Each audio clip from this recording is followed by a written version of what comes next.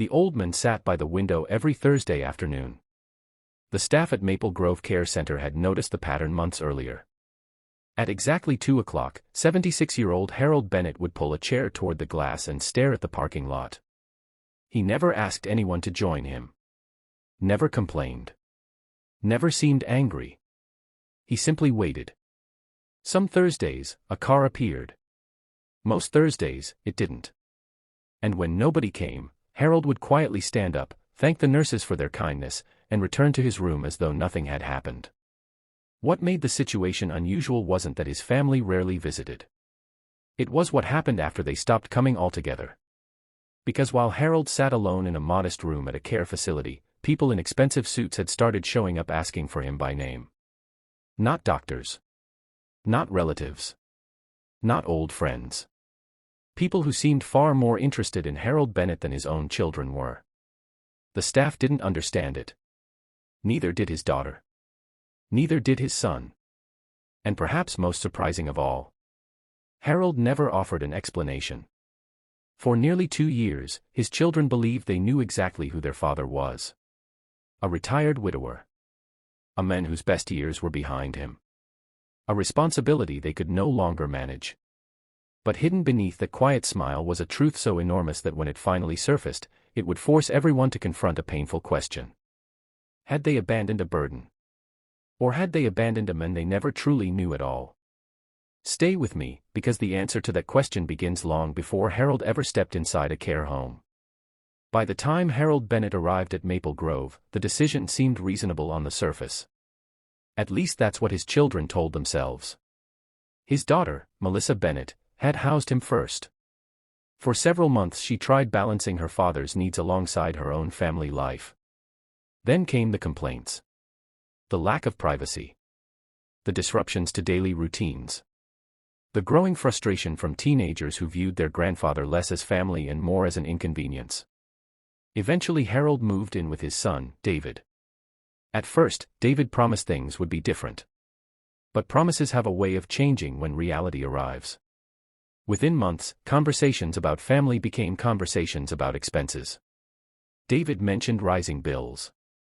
Unexpected costs. Financial pressure.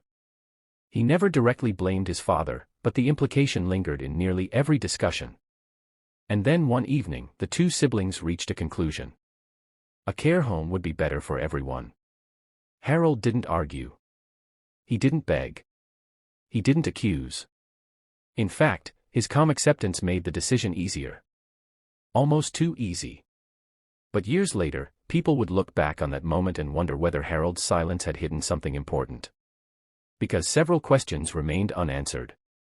Why did a man who had spent decades providing for his family accept rejection so calmly? Why did he never once complain about being moved from one home to another? And why, shortly after arriving at the facility, did strangers begin visiting him with documents nobody else was allowed to see? Before we go further, let us know in the comments where you're watching from. We always love hearing from you. And if you're new here, consider subscribing so you never miss stories like this. At this point, Melissa and David believed they understood their father's life completely. The reality was far more complicated. To understand how everything reached this point, we need to go back to the beginning. Because Harold Bennett had been keeping a secret for a very long time. Harold Bennett belonged to a generation that rarely spoke about sacrifice. He was born in a small Pennsylvania town during a period when hard work wasn't considered admirable, it was simply expected. Nothing about his early life suggested extraordinary success. His father worked long hours. His mother stretched every dollar. And from an early age, Harold learned a lesson that would shape the rest of his life. Never complain. If something needed to be done, you did it. If life became difficult, you carried the weight quietly. Those principles followed him into adulthood. By 26, he was married to the woman who would become the center of his world, Eleanor Bennett. Together they built a modest life. Not glamorous. Not particularly exciting. But stable. And for Harold, stability meant everything. Over the next several decades, they welcomed 2 children into their lives, Melissa and David. Friends often described Harold as dependable rather than expressive. He wasn't the father who gave long speeches. He wasn't the father who constantly talked about feelings. He showed love differently. By being present. By solving problems before anyone noticed them. By making sure bills were paid, opportunities existed, and emergencies never reached his children. As the years passed, Melissa and David grew up believing their father's reliability was ordinary. What they never realized was how much effort it took to maintain that appearance. And what they understood even less was where Harold disappeared every morning before sunrise. Because while his family slept, Harold was quietly building something. Something he almost never discussed. Something that would remain hidden for decades. And that secret was about to change everything. For most of his adult life, Harold Bennett lived two separate stories. The first was the story everyone saw. A husband who attended school events, fixed broken appliances, mowed his lawn every Saturday, and rarely missed a family dinner. The second story existed almost entirely in the background. Few people knew that shortly after marrying Eleanor, Harold had taken a risk that many considered foolish. While working a steady manufacturing job, he spent nights studying logistics, transportation networks, and commercial property development. Most people around him viewed such interests as hobbies. Harold viewed them differently. He believed that opportunities often appeared where others stopped paying attention. During the late 1970s, he purchased a small warehouse with money he had spent years saving. The building was unimpressive. The neighborhood wasn't fashionable. Friends questioned the decision. Even Eleanor wondered if the investment was wise. But Harold saw something others didn't. Over time, that warehouse became 2 warehouses. Then several more. Years later, partnerships followed. Then distribution contracts. Then ownership stakes in companies most people had never heard of. The remarkable part wasn't that Harold became successful. The remarkable part was that almost nobody noticed. He never bought luxury cars. Never moved into a mansion. Never displayed wealth. Every major decision seemed intentionally designed to avoid attention. When business profits increased, he reinvested quietly. When investments multiplied, he concealed the results behind ordinary living. By the time Melissa graduated college, Harold's financial situation had already surpassed anything his family imagined. Yet dinner conversations remained unchanged. His children never heard discussions about stock portfolios. They never attended business meetings. They never saw bank statements. And Harold preferred it that way. Perhaps he feared wealth might change relationships. Perhaps he simply valued privacy. Or perhaps there was another reason entirely. Whatever the explanation, he carried that secret year after year while his family continued viewing him as nothing more than a hard-working middle-class father. Then life delivered a loss no amount of money could prevent. After 47 years of marriage, Eleanor passed away following a brief illness. For the first time, people saw Harold struggle. Not financially. Emotionally. The woman who had shared every stage of his journey was suddenly gone. The house became quieter. Meals became shorter. Conversations became fewer. The man who had spent decades solving problems discovered one problem he couldn't solve. Loneliness. And that loneliness would eventually place him on a path leading directly to the care home his children believed was best for him. But what happened next revealed cracks in the family long before anyone acknowledged them. And those cracks were growing wider every year. Following Eleanor's death, Melissa insisted her father shouldn't live alone.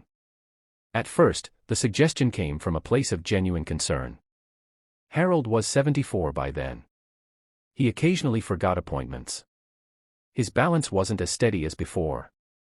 Small tasks took longer. Melissa worried about falls, emergencies, and long stretches of isolation. When she invited him to move into her home, Harold accepted without resistance. The arrangement seemed ideal.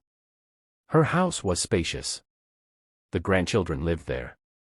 Family surrounded him. For a brief period, everyone believed they had found the perfect solution. The reality proved more complicated. Harold belonged to a generation that valued courtesy, patience, and respect. Melissa's teenage children belonged to a world moving at an entirely different pace. At first, the tension appeared insignificant. They ignored him during meals. They rarely acknowledged his stories. They became irritated whenever he asked questions.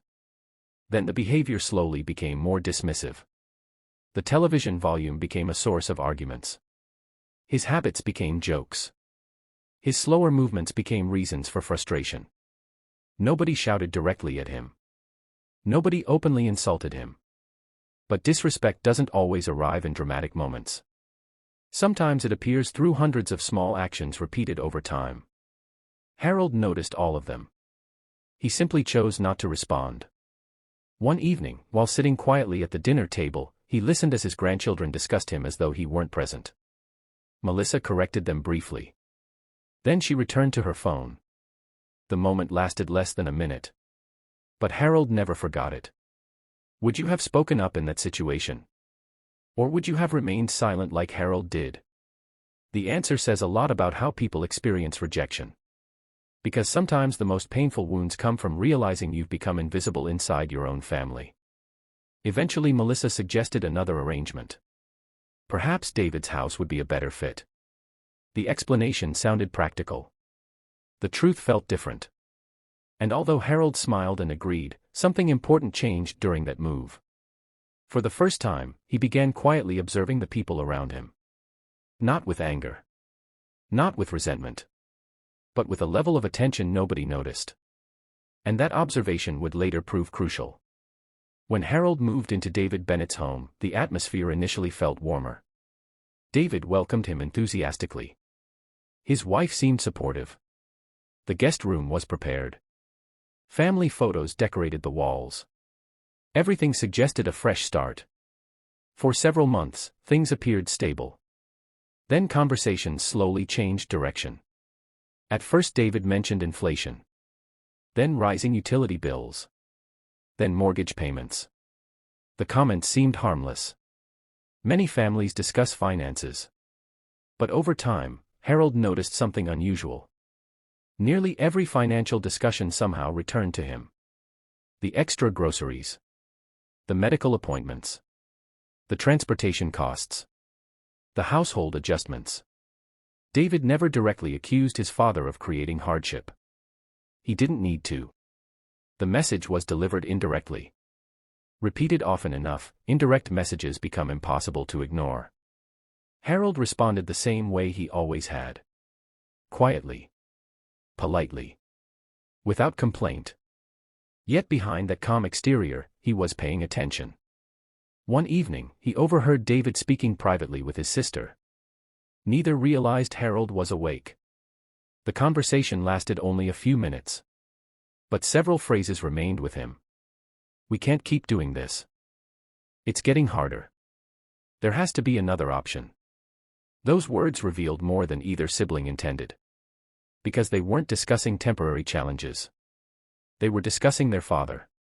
Stay with me, because what happened next exposed how differently each person viewed the same situation.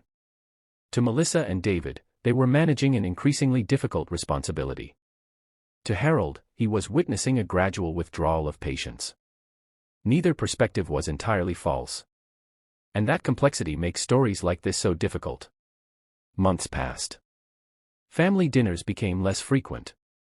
Invitations became fewer. Conversations became shorter. Harold often found himself alone while everyone else occupied different parts of the house. The isolation felt strangely familiar. Only now, he wasn't alone in his own home. He was alone while surrounded by family. One afternoon, David sat down across from him and carefully explained the realities of elder care. The speech sounded rehearsed. Professional support. Medical supervision. Social opportunities. Safety. The benefits were listed one after another. Harold listened quietly. Then asked a single question. Have you already made the decision? David hesitated. That hesitation answered everything. Because the truth was simple. The discussion wasn't about possibilities. The decision had already been made. Within weeks, Melissa and David met privately. For the first time in their lives, they found themselves agreeing on something neither truly wanted to say aloud. Their father needed to move into a care facility. Or at least that's how they justified it. The reality contained other motivations they rarely acknowledged. Convenience. Freedom. Relief. A return to normal life. Those feelings carried guilt, but they also carried honesty. Caring for aging parents can be emotionally exhausting. Many families face impossible choices. The problem wasn't that Melissa and David struggled. The problem was what happened afterward. Because once the decision was made, they stopped searching for alternatives. The care home became the solution. The only solution. And perhaps the easiest solution. When they finally informed Harold, they expected resistance. Arguments. Disappointment. Maybe even anger. Instead, Harold smiled gently. Then thanked them. Thanked them. The reaction unsettled both siblings. People rarely respond that way when they're being sent away. Yet Harold never challenged the decision. Never negotiated. Never asked to stay. It was almost as if he had expected this outcome long before they did. At this point, would that reaction have concerned you? Because years later, Melissa would replay that moment repeatedly. She would remember the expression on her father's face. Not sadness. Not fear.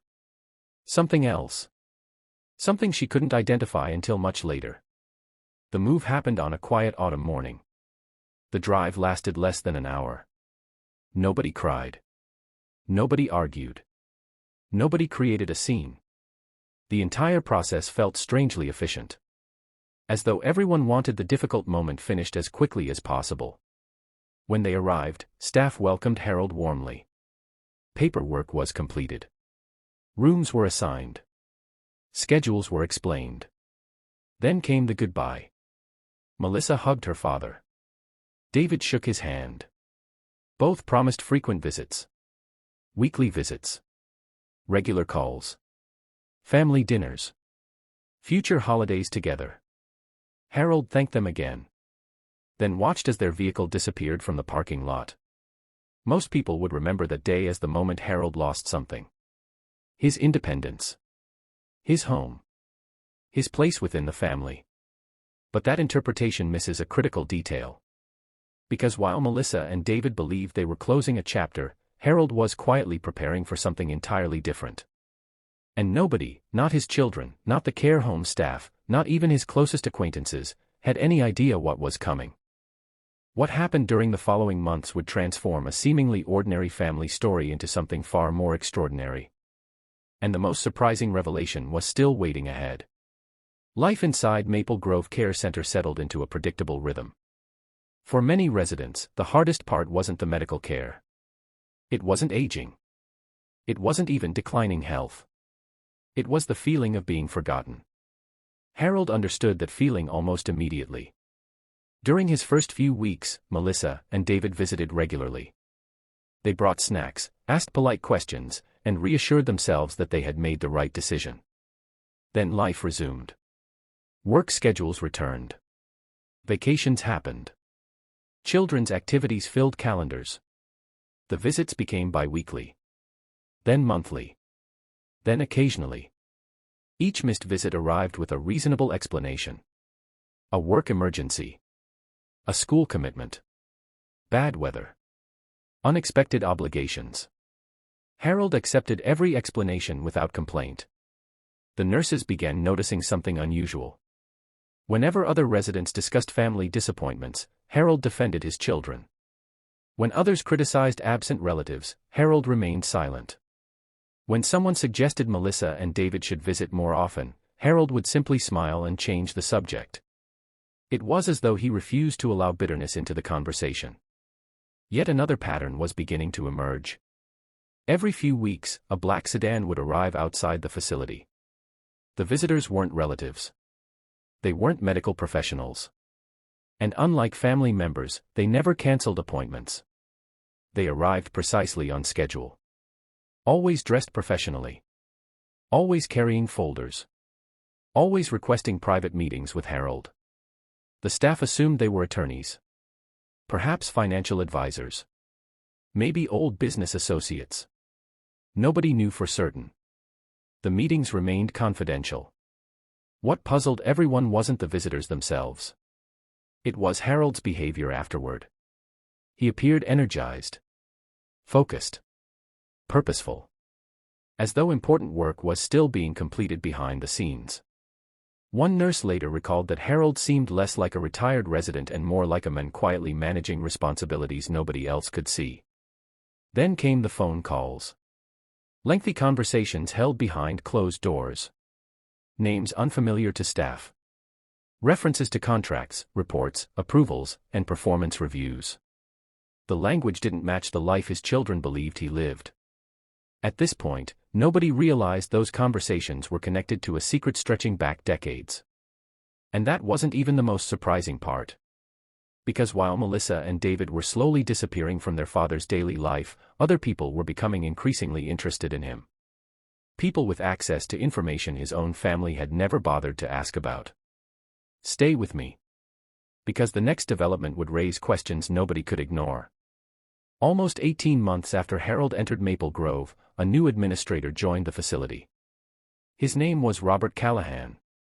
Unlike previous staff members, Robert had spent years working in corporate management before transitioning into healthcare administration. He noticed details others overlooked. One afternoon, while reviewing records, he observed something peculiar. Harold's monthly care expenses were always paid well in advance. No delays. No installment plans.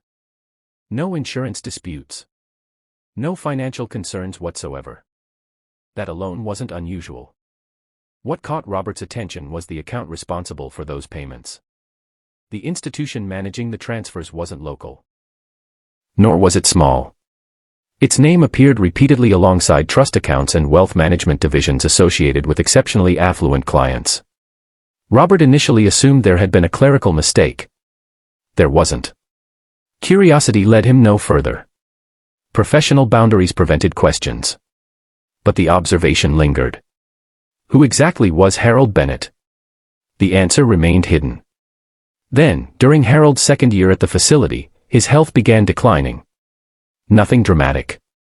Simply the natural progression of age. His energy decreased. Walks became shorter.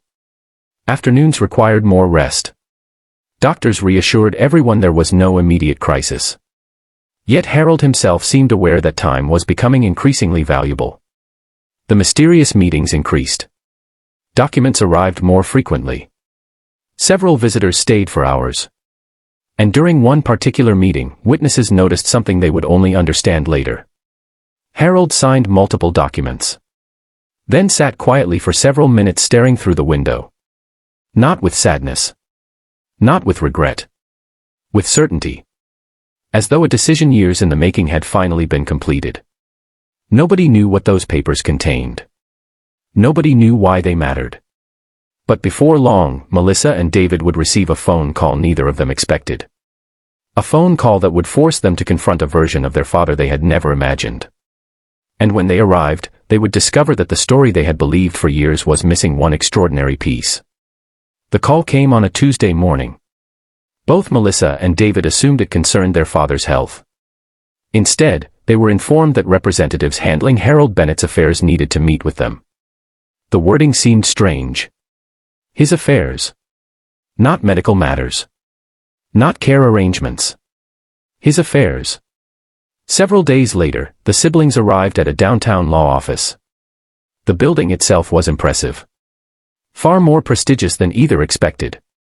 Inside, they were escorted into a conference room where several attorneys were already waiting. The atmosphere felt formal. Unusually formal. Melissa immediately assumed there had been some legal complication. Perhaps debt. Perhaps unresolved paperwork. David wondered whether their father had unknowingly become involved in a financial dispute. Neither possibility prepared them for what followed. The lead attorney began asking questions. Questions that seemed almost absurd. How much did they know about Harold's business interests? Were they aware of certain corporate entities? Did they recognize the names of various trusts?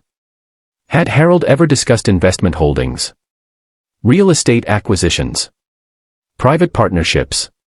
The answer to every question was identical. No. No. No. And again, no. The attorneys exchanged subtle glances. Not judgmental.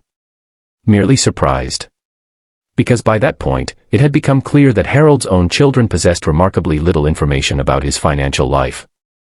The meeting continued. Documents appeared. Property records. Corporate registrations. Investment summaries. At first, Melissa and David struggled to understand what they were seeing.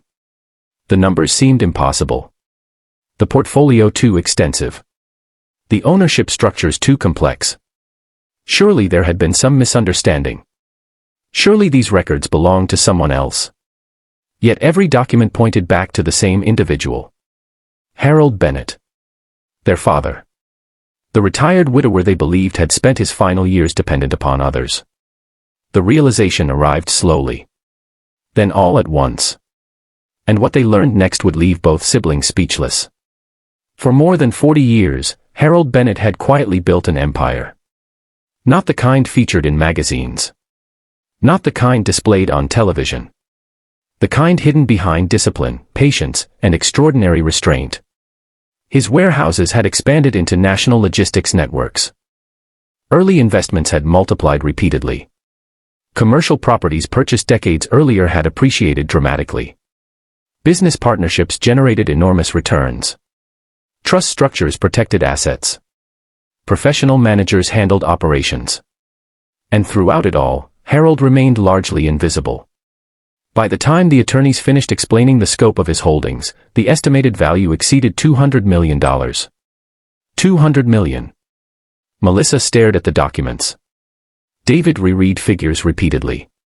Neither could reconcile the information with the father they thought they knew. The question wasn't merely how he accumulated such wealth. The question was why he never told them. The answer arrived through a letter Harold had written months earlier. In it, he explained that wealth reveals character, but not always the character of the person who possesses it. Sometimes it reveals the character of those surrounding them. For years, he had intentionally avoided discussing his financial position. Not as a test. Not as a trap. Simply because he wanted relationships built on genuine affection rather than expectation. Then came the line neither child would ever forget. Harold wrote that the care home had taught him something valuable. The people who consistently showed him kindness were often those with nothing to gain. The nurses who listened. The caregivers who remembered birthdays. The residents who shared meals. The staff who treated him with dignity. Many of them had given him more companionship in 2 years than he had experienced elsewhere. And so Harold made a decision. A significant portion of his estate would be directed toward charitable foundations, caregiver support programs, educational scholarships, and organizations serving elderly individuals abandoned by their families. Melissa and David were not entirely excluded. But they were no longer the primary beneficiaries. The inheritance they expected had become something very different. And suddenly, the true loss wasn't financial. It was personal. Because they realized too late that they had spent years measuring their father's worth by what he required from them. Never by who he actually was. In the months that followed, public attention briefly focused on Harold Bennett's story. Newspapers highlighted the unexpected fortune. Commentators debated the inheritance decisions. Some people defended Melissa and David. Others condemned them. But the deeper truth wasn't nearly as simple as heroes and villains. Families are complicated. Aging is complicated. Responsibility is complicated. Many adult children struggle to care for elderly parents while managing careers, marriages, finances, and children of their own. The mistake Melissa and David made wasn't sending their father to a care facility. Or do you believe they only realized their father's value when it was too late? If this story moved you, don't forget to like the video, subscribe to the channel, and turn on notifications so you never miss our next story. And trust me, you won't want to miss tomorrow's episode. Because the story we're bringing next is even more emotional, more unbelievable, and reveals a family secret that remained hidden for nearly 50 years.